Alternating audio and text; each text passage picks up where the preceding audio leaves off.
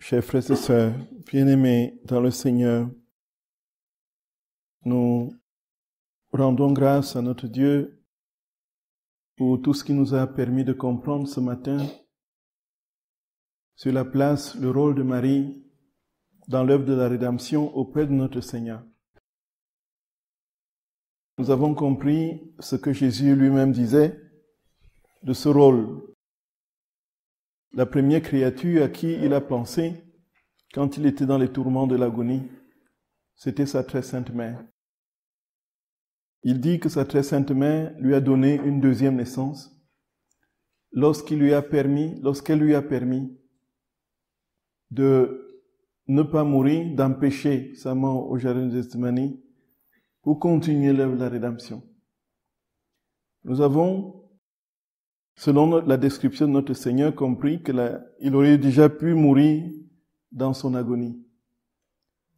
Et cette agonie était la récapitulation en lui de tous les péchés de toutes les créatures qui faisait qu'il suffoquait littéralement dans cet étau formé par le péché de l'homme. Et n'eût été sa mère, il aurait pu mourir. Il nous a fait comprendre pourquoi est-ce que c'est sa mère qui l'a sauvé de cette mort. Simplement parce que sa mère était la seule et unique créature qui avait en elle la plénitude de la vie de Dieu. Elle vivait pleinement dans la divine volonté et de ce fait, le Seigneur pouvait trouver en elle une consolation véritable. Il pouvait se reposer en elle, puisqu'il souffrait pour que les créatures soient libérées du péché. Il souffrait pour que les créatures aient la possibilité de constituer un ciel pour Dieu. Et puisqu'en ce moment, il n'y avait pas encore cette libération qui était opérée et que personne d'autre ne vivait dans la divine volonté autre que sa mère, la seule qui pouvait véritablement lui permettre de continuer cette mission, parce qu'elle lui offrait le lieu de consolation et de repos nécessaire, c'était sa mère. Si Jésus n'avait pas où reposer sur cette terre, il serait mort dans l'agonie. C'est ça en fait qu'il nous a dit. Et c'est pourquoi il a crié, il a supplié, il a imploré le secours et l'aide de sa très sainte mère. Maman, viens, donne-moi ton secours. Soutiens-moi, aide-moi. Donne-moi le lait que tu me donnais quand j'étais petit. Et nous avons compris donc un rôle particulier, privilégié, que notre très sainte mère a joué auprès de notre très saint Seigneur dans l'œuvre de la rédemption. Si elle n'a pas enduré les douleurs physiques comme Jésus les a endurées, de manière aussi proéminente, elle a pourtant enduré toutes ces souffrances physiques converties en souffrances spirituelles. Et c'est pourquoi notre très saint Seigneur dit que Marie est la reine des douleurs. Elle a contribué d'une manière singulière à l'œuvre de la rédemption en assumant avec son Fils toutes les souffrances qu'il portait, et lui les vivait physiquement et spirituellement naturellement, dans sa divinité et son humanité unie.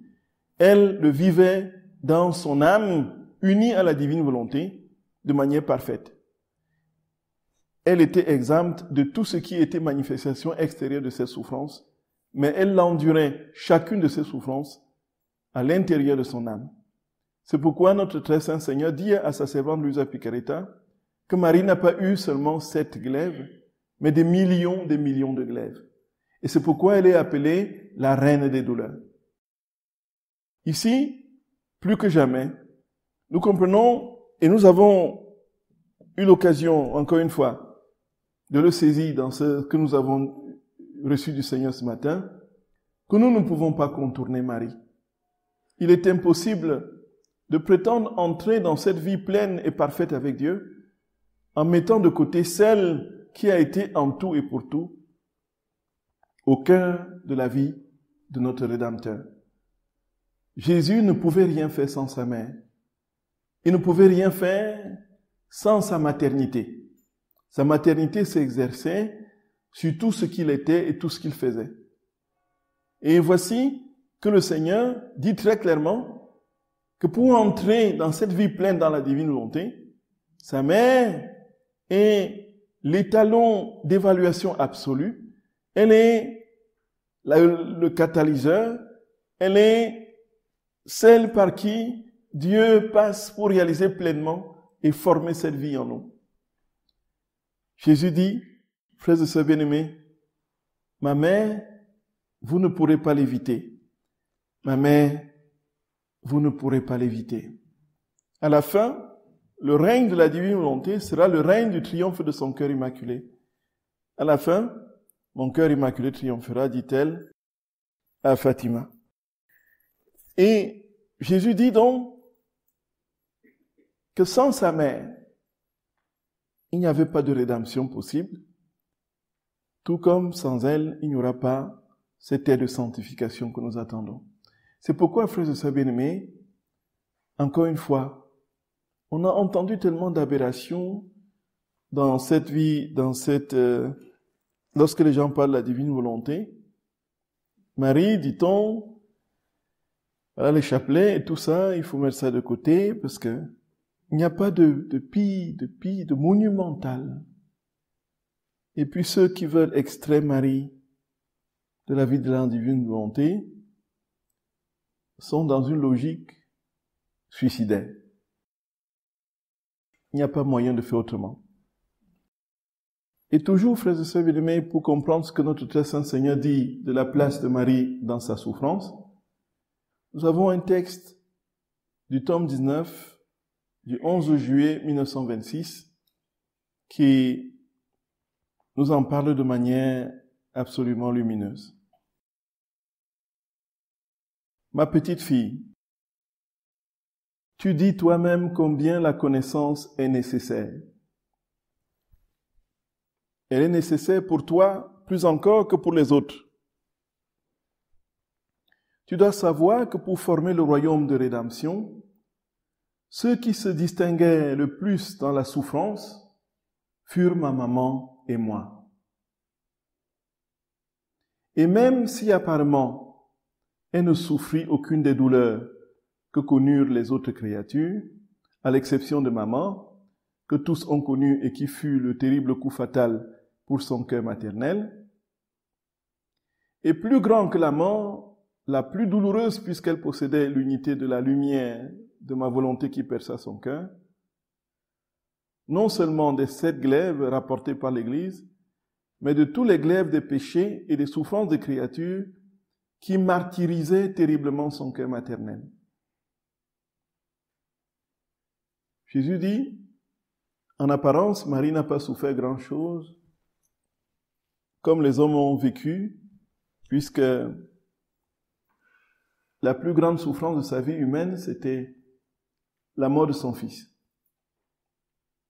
Mais détrompez-vous, Marie a infiniment plus souffert que ce que vous voyez et ce que vous pouvez penser.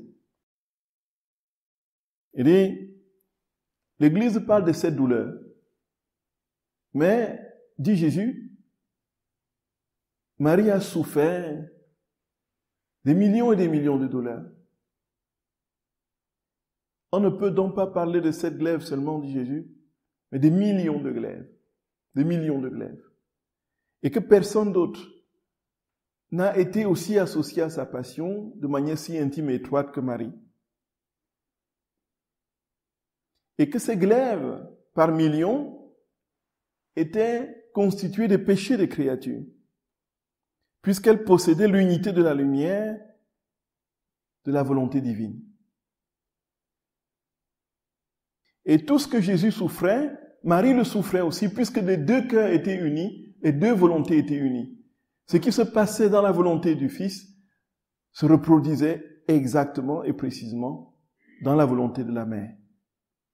Et cette unité faisait que Marie vivait exactement les mêmes douleurs que Jésus vivait, Les douleurs spirituelles, là où Jésus ajoutait aux douleurs spirituelles que lui infligeait sa divinité, ajoutait les douleurs physiques que les bourreaux lui infligeaient et que Marie, elle, n'a pas reçues. Mais cela n'est rien encore, dit Jésus. Cette lumière lui a apporté toutes mes souffrances, mes humiliations, mes tourments, mes épines, mes clous et les souffrances les plus intimes de mon cœur. Jésus dit, ma maman a souffert non seulement de tous les péchés des créatures, puisque je les vivais en moi et que notre volonté était unie, mais elle a souffert aussi toutes mes humiliations. Elle a souffert tous mes tourments. Elle a souffert tous mes clous, mes épines. Le cœur de ma maman était le vrai soleil. Personne ne peut voir cette lumière, mais elle contient tous les biens et tous les effets que la terre reçoit et possède. Et l'on peut dire que la terre est enclose dans ce soleil.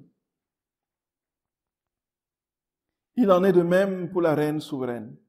On ne pouvait voir que sa personne, mais la lumière de ma volonté suprême la faisait participer à toutes les souffrances possibles et inimaginables.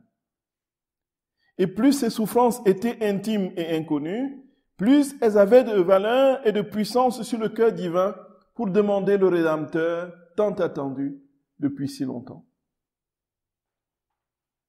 Et plus que la lumière du soleil, elle descendait dans le cœur des créatures pour les conquérir et les lier au royaume de rédemption.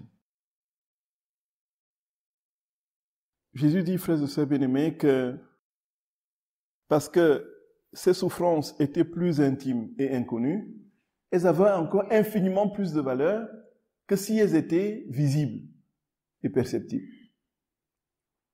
Pourquoi? Parce que le mérite de la souffrance inconnue, c'est qu'elle n'a pas de consolation. Là où la souffrance est visible extérieure, elle reçoit des consolations d'une manière ou d'une autre. Si on va terre à terre, si vous avez des souffrances que les gens voient que voilà, on va chez le médecin, le médecin, tel médecin va vous soigner. S'il n'arrive pas, un autre va pouvoir, ainsi de suite. Il y a plus facilement des consolations qu'on apporte aux souffrances visibles. Et même quand on rentre spécifiquement dans la vie mystique de ces âmes qui sont stigmatisées et qui vivent les plaies de notre Seigneur, tous pratiquement disent la même chose. En fait, le fait que la souffrance, les plaies s'ouvrent et que le sang coule, ça leur procurait une forme de soulagement. Là où lorsqu'elles sont invisibles, lorsque les stigmates sont invisibles, sont infiniment plus douloureuses, puisqu'il n'y a pas moyen de soulagement extérieur. Donc notre très sainte mère, dit notre Seigneur, a souffert des peines invisibles, infiniment plus méritoires que ce qui pouvait se voir. Ce n'est pas parce que Marie n'a pas reçu la flagellation que Jésus a reçue dans son corps qu'elle n'a pas souffert. Et bien au contraire, puisque ces souffrances s'imprimaient en elle du fait de la communion de volonté qu'elle partageait avec son Fils, elle souffrait infiniment plus grandement que si elle avait vécu cela dans sa chair. Mais Jésus le prenait dans sa divinité, donc c'était une souffrance infinie, plus grande que celle de sa mère, dont elle participait, à laquelle elle participait. Et puis en plus, il avait les souffrances des coups extérieurs des bourreaux. Jésus l'a expliqué, les trois souffrances, les souffrances du péché, les souffrances de l'amour infligées par sa divinité et les souffrances extérieures des bourreaux. Donc notre très sainte mère a souffert tellement intimement, communion avec son Fils dans toutes les souffrances, qu'elle était pratiquement celle en qui et par qui tout devait se réaliser. Et plus elle souffrait, plus ces souffrances invisibles, intimes et profondes se répandaient dans les créatures. Et Jésus dit, c'est pourquoi l'Église connaît si peu les souffrances de la céleste reine souveraine et ne parle que de 7 glaives. L'Église ne parle que de 7 glaives. Et que si l'Église connaissait tout cela, avait compris tout cela dans les moindres détails, elle ne parlerait pas de cette glaive, mais parlerait de millions de glaives. Et cette glaive qu'on a aujourd'hui, il faut dire que lorsqu'on va même dans les détails, on comprend que 7 est symbolique et que 7, si on veut rentrer dans la signification des chiffres, 7, c'est la perfection. Et donc, si on a la perfection des douleurs avec Marie, on peut effectivement aussi parler des millions de glaives. Ce qui est sûr, frères et sœurs bien-aimés, c'est que le mystère de la communion de notre Très Sainte Mère avec la souffrance de son Fils n'est pas encore suffisamment exploré dans les manuels de spiritualité. Et on va dire que Marie, c'est juste une petite enveloppe comme ça, comme disent les sectes. Et des 7 glaives que nous retenons aujourd'hui, que sont le chapelet des 7 douleurs. Lorsque la Vierge apparaît au Rwanda, à Kibéo, 10 ans avant le génocide, elle montre aux enfants des rues jonchées de cadavres, le sang qui coule sur les montagnes et tout ça, les cris, et les enfants sont pris de frayeur, ils sont dans une... Et puis, il demande aux enfants de dire aux responsables d'église de prier, de jeûner pour le pays, et de prier le chapelet de cette douleur. C'est 10 ans avant le déclenchement des événements. Les apparitions, je crois que c'est dans les années 84, et puis les apparitions de notre les génocides, c'est en 94, 10 ans après.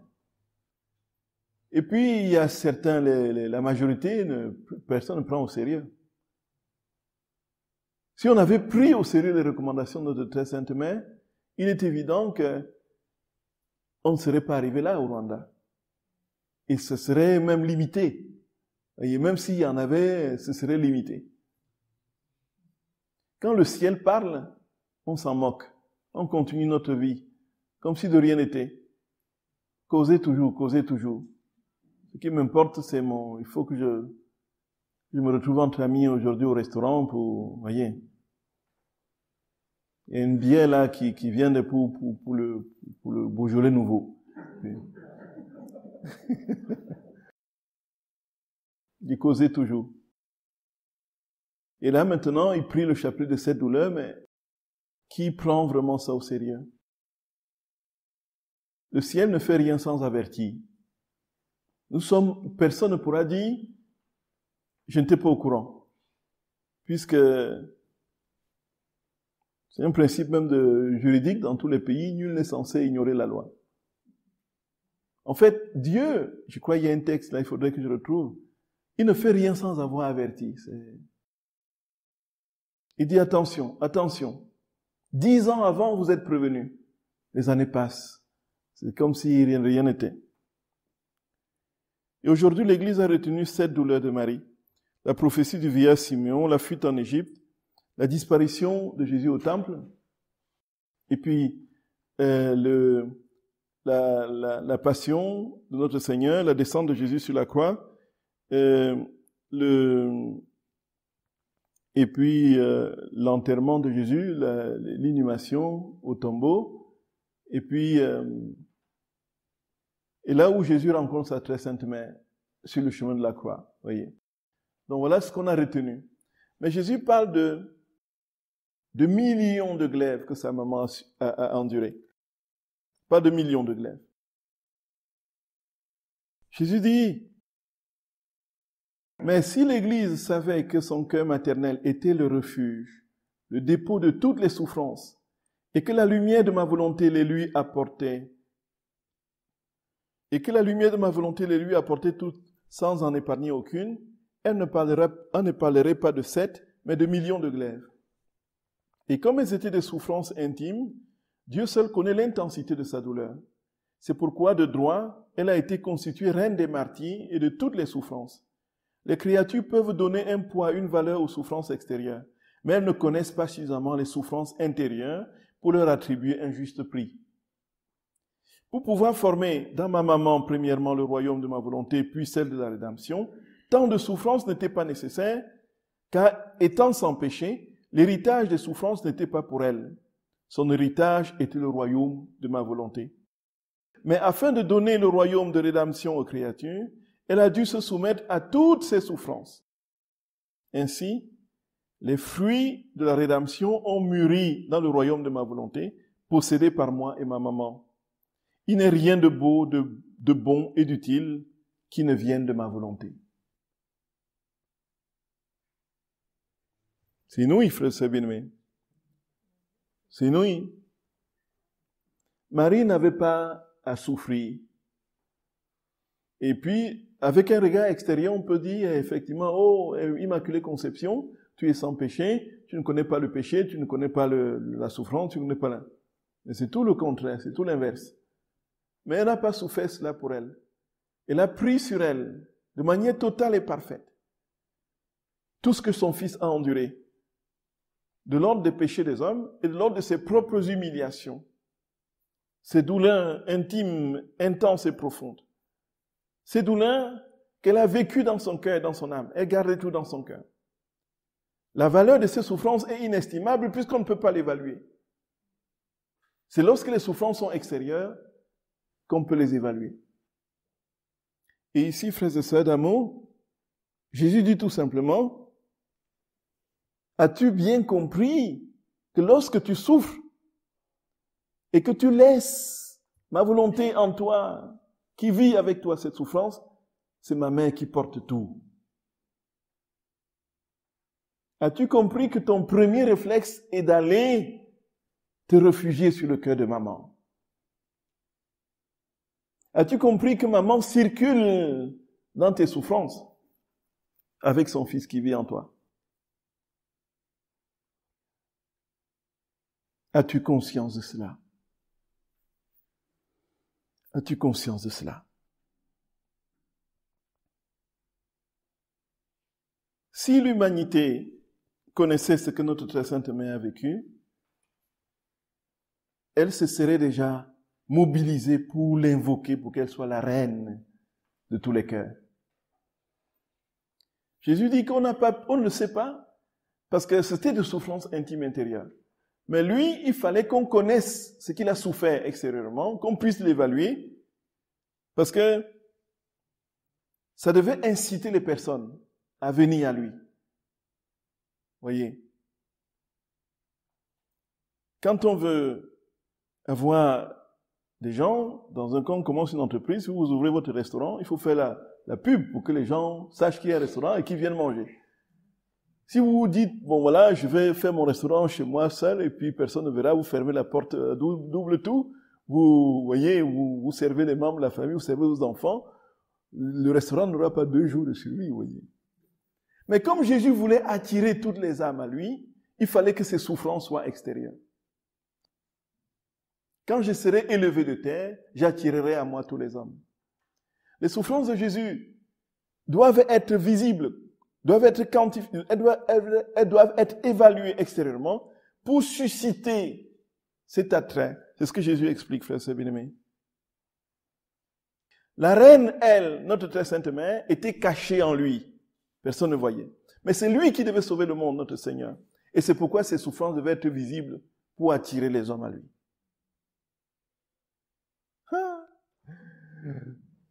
Frères et sœurs bien-aimés, vous écoutez ces vérités? Dites-moi où vous avez entendu des choses comme ça. Non, ça, vraiment, frères et sœurs bien-aimés. Je n'ai jamais lu ça nulle part. Les plus grands docteurs et savants n'ont jamais percé ces mystères. Il faut que Jésus lui-même se révèle comme ça pour qu'on en comprenne. Et tout ce que je dis, c'est toujours dans ce passage-ci. Il dit, mon humanité, on va terminer par là, pour les questions, avant les questions-réponses. Mon humanité était unie à la reine souveraine qui demeurait cachée en moi dans mes souffrances, mes douleurs, et c'est pourquoi on les connaît très peu.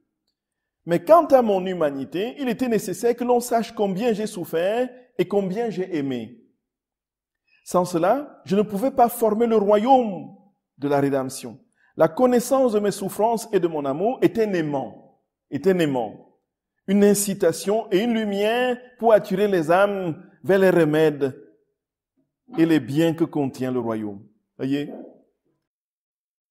La connaissance de ce qu'ont coûté leurs péchés et leur salut est une chaîne qui les relie à moi et prévient leurs péchés. Et dit maintenant, avec tout ce que tu me vois souffrir à cause de tes péchés, s'il te plaît, aie pitié de moi. Et notre réflexe,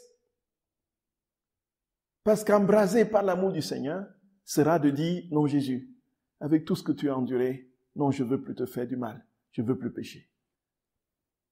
Mais si Jésus ne montre pas tout ce qu'il a souffert et enduré, on ne saura pas.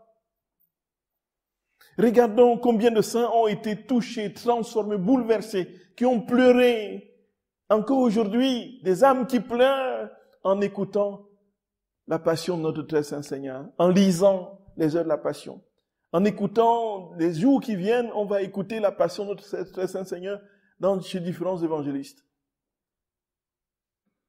Quand on écoute les complaintes de Jésus, « Ô mon peuple, que t'ai-je fait? En quoi t'ai-je contristé? Réponds-moi.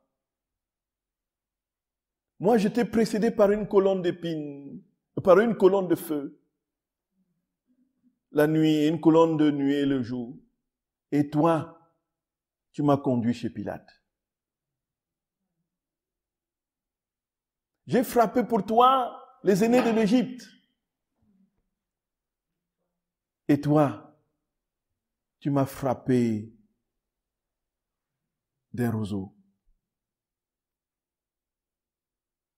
Je t'ai dressé au peuple royal un sceptre. Je t'ai donné un sceptre royal. Et toi, tu m'as couronné d'épines. Et on peut multiplier ainsi, frères et sœurs bien-aimés, les complaintes de notre Seigneur à l'infini. Si nous ne savions pas tout ce qu'il a enduré, il est vrai que nous n'aurions non seulement aucune compassion pour lui, mais surtout que nous ne cesserions pas de pécher parce que le péché pour nous n'aurait aucune conséquence. Donc il était nécessaire que les souffrances de notre Seigneur soient visibles. Mais celles de Marie étaient cachées en lui. La connaissance de ce que m'ont coûté leurs péchés et leur salut est une chaîne qui les relie à moi et prévient leur péché. Si les créatures n'avaient rien connu de mes souffrances et de ma mort, ignorant combien leur salut m'a coûté, aucune n'aurait pensé à m'aimer et à sauver son âme. Tu vois alors combien il est nécessaire de faire connaître tout ce qu'a fait et souffert celle qui a formé en elle un bien universel pour le donner aux autres. Voyez, frères et sœurs d'amour. Maintenant, c'est à nous de faire comprendre tout ce que notre très sainte maman a souffert dans les propres souffrances de son fils. C'est à notre tour de le comprendre. Et dans la divine volonté, tout s'illumine. Tout s'illumine. Tout s'illumine. Vous pouvez poser vos questions, frères et sœurs bien-aimés.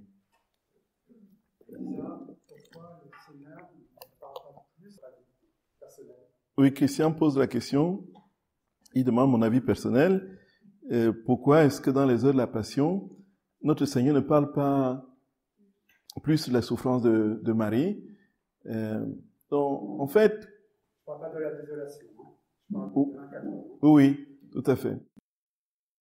On se rendra rapidement compte que chaque fois qu'il y a une scène de la Passion et que notre Seigneur vit sa Passion, et il y a deux créatures devant lui habituellement. Il y a sa très sainte mère, il y a Louisa. Et immédiatement, lorsque Louisa a posé des actes d'affection et de réparation, qui sont les deux harmoniques des heures de la Passion, elle va rapidement se tourner vers maman.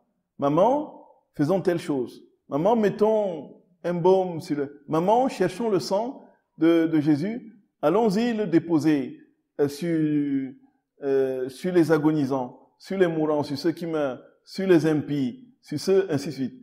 Avec maman, montons au ciel, jetons-le au purgatoire, aux saints qui sont au ciel, donnons-le.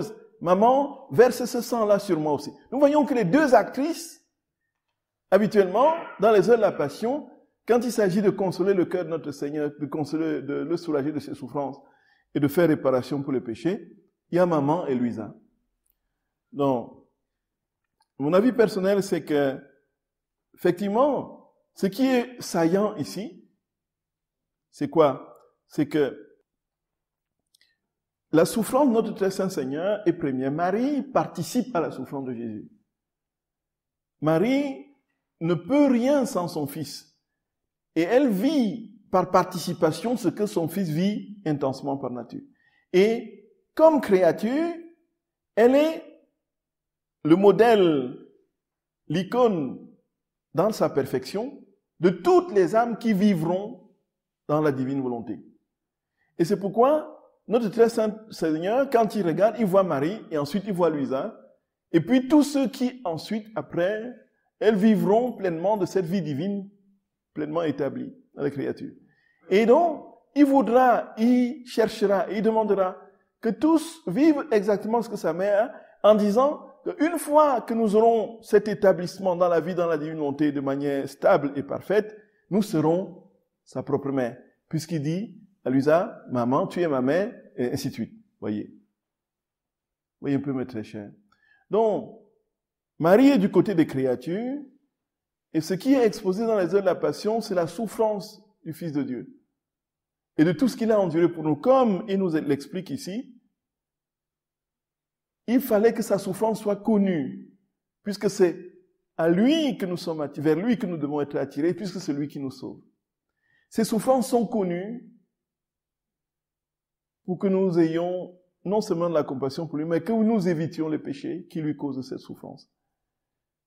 Et alors, il faudrait que ce soit ces souffrances qui soient largement exposées, et c'est pour ces souffrances-là que nous faisons réparation. Et Marie vit toute sa souffrance dans la souffrance de son Fils. Sa souffrance n'est rien d'autre que celle du Fils, mais c'est le Fils qui sauve, avec la maternité de Marie. Oui, c'est-à-dire que le royaume de la divine volonté, dit notre Seigneur, sera le royaume de la Vierge Marie. C'est elle la reine de la divine volonté, parce que c'est quand il dit que l'Assomption, c'est la première, la plus grande fête au ciel, c'est parce que c'est le jour où une créature, établie parfaitement dans la divine volonté, sans jamais un seul instant dit non au Créateur, a retrouvé la place originelle, la splendeur originelle de la gloire que l'homme avait perdue avec le péché. Et c'est la plus grande fête au ciel parce que dans l'Assomption, c'est le sort de toute l'humanité qui est ainsi, c'est toute l'humanité qui est ainsi invitée à... Donc elle est, comme on dit en théologie, c'est proleptique. C'est-à-dire que l'Assomption est proleptique. C'est-à-dire que ça annonce et prépare le sort de tous ceux qui vivront de toute l'humanité. Voyez un peu. Et c'est en elle que toute cette humanité peut espérer vivre cette vie pleine dans la divine volonté. Non seulement dans l'ordre du possible, mais dans l'ordre de la réalisation. Du possible, pourquoi? Parce qu'une créature est entrée pleinement dans cette vie divine et n'en est jamais sortie. Donc c'est possible. Ça nous porte dans cette espérance, dans l'ordre de la réalisation, parce que c'est elle qui travaille à infuser la vie divine en nous. Oui. Juste pour me rassurer, si ma pensée est juste, il est vain de rediscuter encore de la co-rédemption de la Vierge Marie. C'est une discussion verte quand on a entendu ce que j'ai dit. Là, je suis sûr. La deuxième chose, on m'assure, on me semble, à part les prêtres, il me semble que les femmes sont plus appelées à aimer et à souffrir que nous autres genres de masculins. Oui. Voilà, merci beaucoup, notre cher. Donc, notre frère parle donc de la co-rédemption de Marie comme étant une évidence, mais il y a lieu de préciser cette forme de co-rédemption. Donc, la co-rédemption, effectivement, a été comprise lorsqu'elle est refusée jusqu'aujourd'hui par Rome comme étant une mise à niveau, à égalité de Jésus et de Marie. Mais il ne s'agit pas de ça. Il y a différents niveaux de co-rédemption. Tout comme il y a... donc, si les papes n'ont pas encore pris la décision de proclamer un dogme de Marie co-rédemptrice, le cinquième dogme tant attendu par certaines prophéties et révélations, c'est tout simplement parce qu'il y a un risque, effectivement, de mettre au même pied d'égalité Jésus et Marie. Donc, Marie reste une créature et Jésus, lui, est Dieu. Il est le seul rédempteur. Et si nous parlons de co-rédemption, c'est dans la participation de la communion qui ne remplace pas l'unique rédemption, voyez, que Dieu réalise par son Fils unique, notre Seigneur. Et Marie est co-rédemptrice dans le sens où, effectivement, à son niveau, comme mère de l'humanité, et surtout comme mère du Fils, a participé spirituellement aux souffrances que son Fils a endurées de manière divine et de manière extérieure, et puis, naturellement, en portant en lui tous les péchés de tous les hommes. Cette communion fait que on lit dans différentes pages du livre du ciel, effectivement, ce terme, notre frère évoque, Marie co-rédemptrice, ainsi de suite. Bon. Une chose est celle-là. Et il pose aussi la question de savoir que, en fait, si l'évidence n'est pas, enfin, il veut savoir si n'est pas évident que ce soit les femmes qui souffrent plus et sont appelées davantage à endurer les souffrances plus que les hommes. Bon, ici, effectivement, on constate que déjà dans l'ordre de la nature, on sait que les femmes sont plus résilientes. Elles ont une plus grande capacité de supporter les peines et les souffrances que les hommes. Ça, c'est une évidence. Il n'y a pas que, un monde religieux qui peut le dire. Déjà, il y a très peu d'enquêtes dans ce sens dans le monde religieux. Mais sur le plan des cultures, de la sociologie même, on constate qu'il y a, dans la durée, et elles ont une espérance de vie plus longue, plus grande que les hommes. On le sait aussi. Bon, elles ont une psychologie qui fait que, déjà, du fait de leur constitution et des tâches que le Seigneur leur a dévolues dans leur nature propre, et tout ce qu'elles vivent au quotidien pour que la vie advienne, il est impossible pour l'homme de les assumer. L'homme il pose des actes et il fonctionne de manière binaire. Là où la femme, en temps normal, fait 10, 15 choses à la fois et a une facilité, une capacité particulièrement extraordinaire à voyez, d'abord c'est elle qui porte la vie. Et c'est elle qui doit se soucier du sort de l'enfant quand il va naître. C'est elle qui va, en plus du sort de l'enfant, poser la question, qu'est-ce que mon enfant va, qu'est-ce que mon mari, en plus de ça, va manger, et mon enfant, comment il va, ainsi de suite. Et elle va, donc, et c'est connu. Et puis, ça c'est une chose. Maintenant, quand on regarde l'histoire des saints, on se rend compte qu'il y a infiniment plus de femmes, âmes victimes que d'hommes. Il y a infiniment plus de femmes stigmatisées que d'hommes qui ont vécu la passion de notre très saint Seigneur que les hommes. Et parmi les prêtres, il y en a très peu. Il y a un seul aujourd'hui reconnu par l'Église, c'est Padre Pio. Le premier, c'était Saint François, mais il était diacre. Vous voyez un peu. Mais combien n'avons-nous pas de femmes qui vivent la passion de notre Seigneur dans leur chair? Il est évident que de ce côté-là, il y a une part de vérité, il faut reconnaître. Et puis quand on regarde la vie de notre très saint Seigneur lui-même, on voit que celles qui ont été fidèles jusqu'au bout, qui ont supporté, qui ont accepté de le voir souffrir jusqu'au bout, c'était des femmes. Et au pied de la croix, qu'est-ce qu'on voit? Toutes sont des femmes. Il y a un seul, un seul jeune homme, c'est Jean. Mais on pouvait dire, bien sûr, on dit qu'il y a une loi qui veut qu'il n'y ait pas d'homme, qui assiste à la crucifixion. Mais ils pouvaient être à l'écart. Mais tout ce qu'on sait, c'est c'était la débandade générale dans le camp des apôtres. Ils pouvaient être à distance. Ils pouvaient être loin du calvaire. Mais on ne les signale pas. Ils ont pris la poudre d'escampette. Non, celles qui étaient capables de voir Jésus défiguré, c'était les femmes.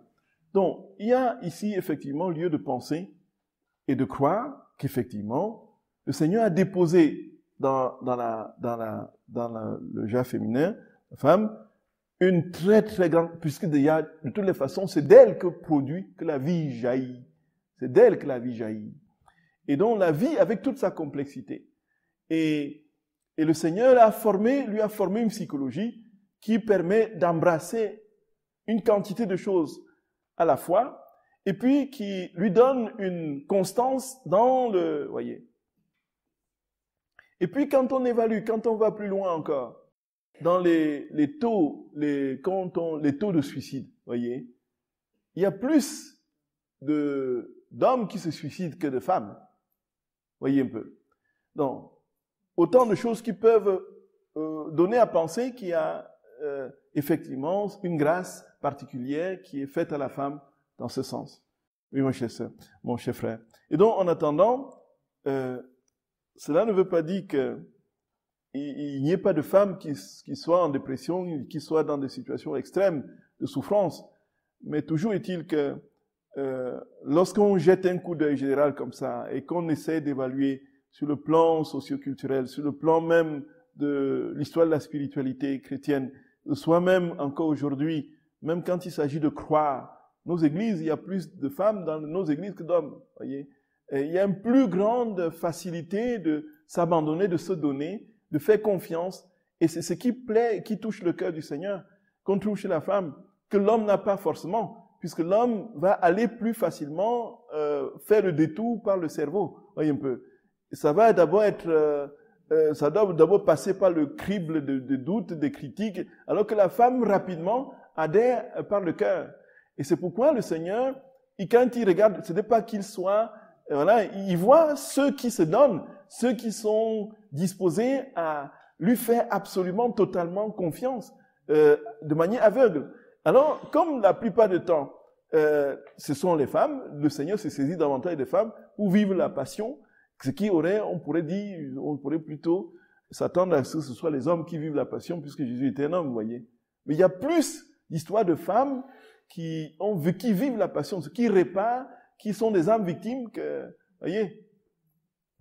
Oui. J'ai bien compris, l'homme a beaucoup plus de mérite que de femmes.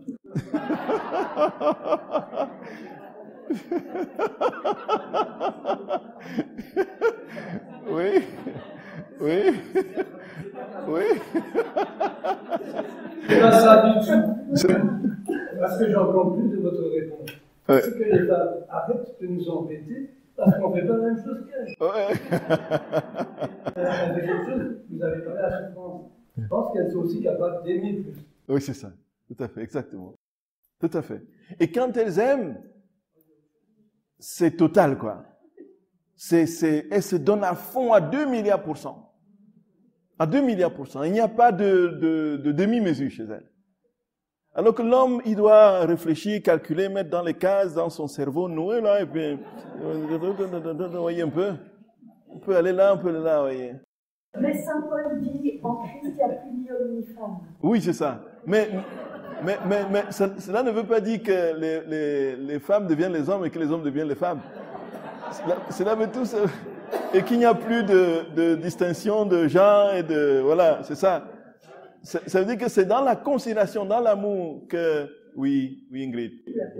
Mais on a aussi l'impression, dans l'Église, il y avait plus de prophètes femmes, des grands messages que Jésus a confiés à des... Oui, c'est de ça qu'on parle. Sainte Marguerite Marie à la... Exactement. Et aussi Louise. Tout à fait. Tout à fait. On voit même qu'il y a plus de filles que de garçons. Exactement, tout à fait.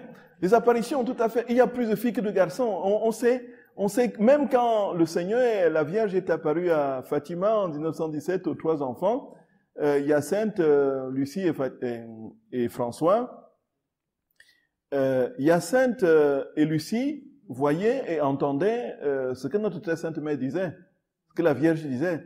Mais François, lui, il n'entendait rien. Il voyait la Vierge, mais il n'entendait rien. Oui, un peu. Et ce sont ses sœurs, c'est sa sœur et sa cousine qui lui disaient ce que la Vierge, voyez un peu, avait dit. Un peu. Un gamin qui avait quel âge encore, François? Un gamin qui n'avait pas encore 10 ans. Il avait 7 ans. Oui. Voilà. Il n'était pas capable d'écouter ce que la Vierge dit. Pourquoi? Parce qu'il y avait un problème. il faisait, la Vierge lui a dit de faire plusieurs chapelets, que s'il veut aller au ciel, mais il faudra qu'il fasse beaucoup de chapelets. Voyez. Beaucoup de chapelets, voyez. Oui, il faisait des mitraillettes à la place du chapelet. Il n'y avait pas que ça. Mais le petit François, comme garçon, malingre et puis très, très futé comme ça, faisait des petits coups bas dans les quartiers.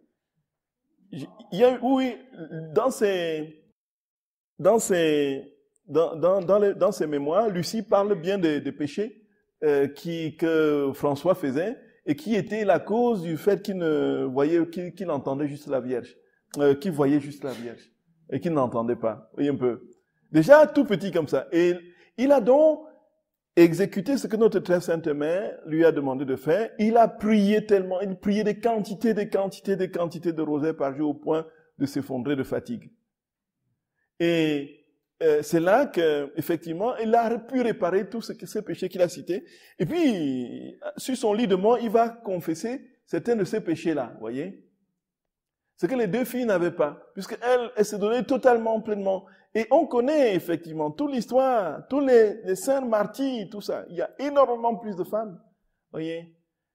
C'est vraiment c'est un constat, hein, sans partialité. C'est clair. Chacun a son charisme propre. Mais il faut reconnaître à la femme la grâce que le Seigneur lui a faite d'être entière, de se donner totalement. Et vraiment à 2000%, et d'être capable d'aller jusqu'au bout du sacrifice. Combien de femmes ont été maltraitées par leur mari dans ce monde? Et combien ne les voyons pas porter leur fils, aller trimballer, ainsi de suite, voyez? Quand je vois ce que ma mère a vécu pour moi, quand on m'a paralysé ce bras-ci, et elle me portait sur son dos. Elle a fait tous les tours de tous les médecins de tout le pays. On entendait, quand elle entendait quelqu'un, elle me trimballait. Elle arrivait chez des personnes. Parfois, on était persona non grata. Il fallait qu'on trouve un autre moyen. On était maltraité. Il fallait qu'on sorte pour aller chercher le truc. Elle me trimballait comme ça. Elle me mettait sur son dos. Et puis, on va chez tel médecin, on va chez tel truc, on l'entend chez tel truc, et puis oh, maman, une maman, frère et sœur bien-aimés, une maman. Ce que l'homme est peu enclin à faire, voyez. Où elles ont plus de responsabilités. Et donc, j'ai écouté une histoire l'autre jour que m'a laissé sur mon répondeur Claire, l'une des vice-présidentes de l'association, vous l'avez vu ici, qui me racontait comment elles étaient à l'église à Lyon. Elles ont entendu un cri, c'était comme un cri de possédé, quoi. De 2 diables, 3 diables même. Alors ils ont dit, bon, c'est le temps de carême, ils étaient en prière, c'est le temps de carême, l'ennemi va bien nous perturber comme il peut. Alors ils se retournent et ils voient, c'était une maman qui poussait son fils, voyez, qui poussait des cris. Et ça, c'est des cris. Elle essuyait sa bave comme ça. Un adolescent de plus de 20 ans. Qu'elle trimballe comme ça depuis qu'il lui donnait de la tendresse. Il manifeste l'amour. C'est son fils, hein? Avec tout ce qu'elle peut vivre de terrible, de pénible, de lourd, sur le plan physique, psychologique. Ce qu'elle peut vivre d'horrible sur le plan des humiliations. Voyez? Ça, c'est vrai. Ça, c'est vrai. Une maman, on ne la remplace pas. On ne la remplace pas.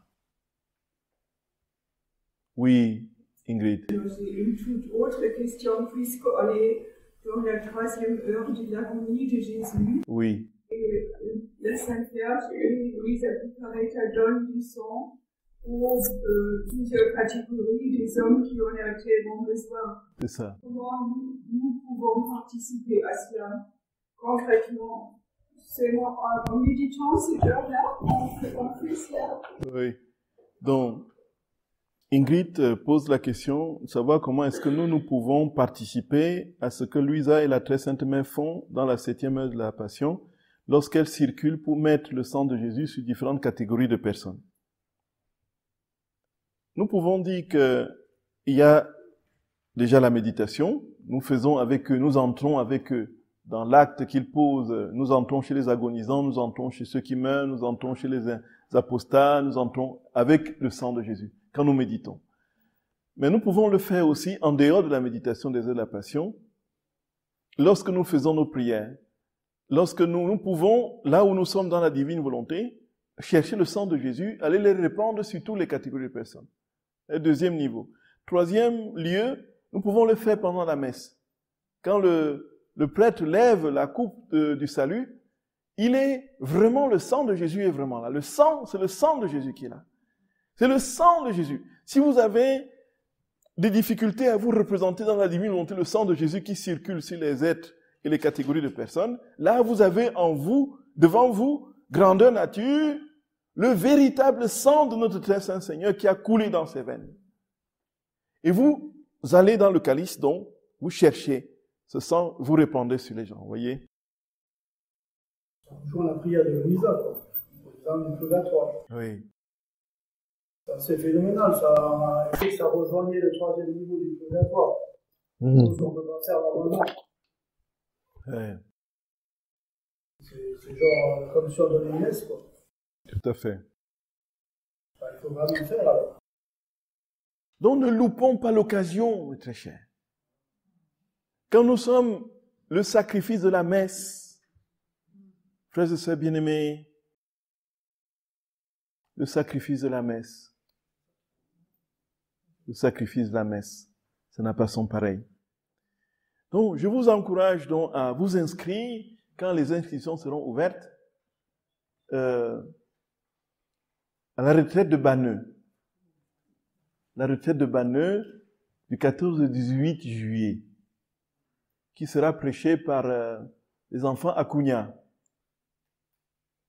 Donc c'est le fils et la fille de José Luis Acuna qui ont été les premiers à introduire dont le père José Luis Acuna, qui est mort maintenant, a été le premier à prendre contact avec le Vatican, notamment avec le cardinal Ratzinger, et c'est comme ça que la cause a démarré. Voyez. Et ils ont été parmi les premiers à traduire les écrits, et ces deux-là ont baigné depuis leur enfance dans les écrits de Luisa Picaretta. Et le fils est prêtre en Italie, et dont la sœur est au Mexique, Alejandra. Donc ils viendront à Banneux du 14 au 18 juillet pour la retraite sur l'Eucharistie, le mystère de l'Eucharistie. Oui, bien sûr, ils seront là, compris, chair et en os. Oh, oui, tout à fait. Oui, là, en chair et en os, oui. Leurs billets sont même déjà achetés. Ils ont déjà acheté leurs billets. Donc, frères et bien-aimés, venez nombreux. Venez nombreux. Venez nombreux. Et donc, l'Eucharistie dans la divine volonté, frères et bien-aimés, il n'y a pas de plus grand. Quand on vit la messe, et qu'on comprend tout ce qui se passe pendant la messe, on ne peut pas vivre la messe n'importe comment, vous voyez. Et on ne peut pas passer à côté de tout ce déploiement. C'est impressionnant ce qui se passe au cours d'une messe. Le problème, c'est que nous avons tellement banalisé les choses. Nous avons voulu transformer la messe en un club où les gens se regardent et puis ils s'estiment, ils se voient, ils se saluent, ils chantent, ils dansent, ils tournent la tête, vous voyez. Et puis on oublie que la messe c'est le mystère, ça, c'est la radicalité de la communion du ciel et de la terre. C'est le lieu où le ciel touche la terre. C'est le lieu où nous avons en un seul temps, le temps liturgique, en une heure, nous récapitulons l'histoire humaine, passé, présent et futur. Nous faisons descendre l'éternité dans le temps et nous remplissons l'espace-temps de toute la béatitude du ciel, la divinité. Tout le ciel est présent. le Père, le Fils, le Saint-Esprit, toute la cour céleste, les milliards et les milliards d'anges, tous les saints, tous. La Vierge Marie, notre très sainte mère, bien sûr. Et c'est pourquoi, frères et sœurs bien-aimés, nous rêvons de tomber pendant la messe, de mourir pendant la messe.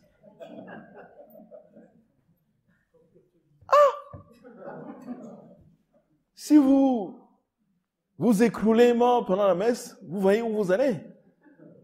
C'est-à-dire que vous êtes tout ce monde-là est déjà là devant vous. Voyez. Tout ce monde est déjà là. Vous allez faire ça, vous allez tomber dans les bras de maman. Les anges seront là et puis, oh, mais c'est ça.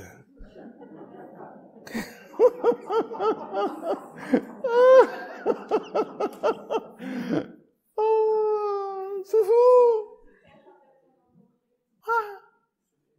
Et surtout si vous venez de communier en plus, voyez. Vous venez de communier. Jésus est en vous. Maman est là. Les anges sont. Pape. Waouh.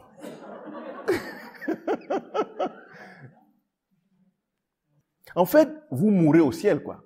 C'est-à-dire que vous rendez votre dernier soupir au ciel. C'est ce que ça veut dire.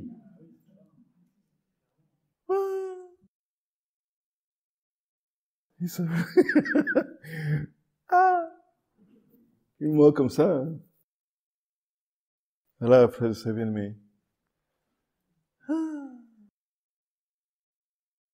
Et puis, toujours dans le cadre des annonces, pour les responsables de Cénacle, donc on a un conseil de l'association le 15, on va en parler. Donc pour les responsables, il y a une retraite qui est prévue au mois d'octobre. À Banneux toujours, du 24 au 29 pour le moment, mais on essaie de voir pour reculer la date, peut-être du 25 au 30. Et puis, il faut que j'en parle d'abord au conseil. Et puis, si Dieu le veut, il y aura aussi une très belle surprise. Voilà. Pour cette retraite-là. Et je veux en parler au conseil.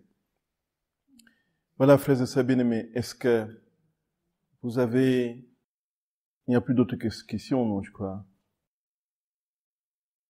Je vous salue Marie, pleine de grâce. Le Seigneur est avec vous. Vous êtes bénie entre toutes les femmes. Et Jésus, le fruit de vos entrailles, est béni. Sainte Marie, Mère de Dieu, priez pour nous, pauvres pécheurs, maintenant et à l'heure de notre mort. Amen. Au nom du Père et du Fils et du Saint-Esprit. Amen.